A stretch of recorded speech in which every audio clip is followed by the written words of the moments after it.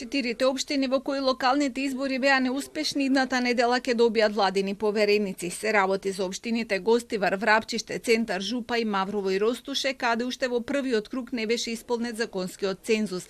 На гласање да излезат 1/3 од гласачите. Се чека Државната изборна комисија официјално да ги заврши изборите, па коалиционите партнери да се договорат за кадровските решенија, вклучително и за тоа кој ќе го наследи вице-премиерот Изет Меджити на функцијата. Што јас се очекувам од текот на следната недела кога ќе ги добиеме, да седнеме со коалиционите партнери, да ги предложиме имињата кои што ќе бидат владени повереници во тие општини во кои што не успеа избори. А што се однесува до структурни поместувања во владата, ние таков разговор не сме воделе.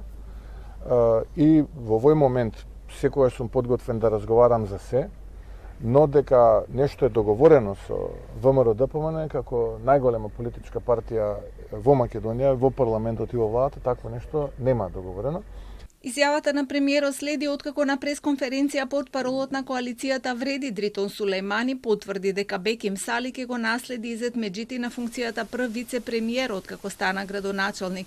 Сали беше министер за здравство од 2022 до 2023 година. Остана нејасно дали тој ќе биде и министер за животна средина или само прв вице-премиер.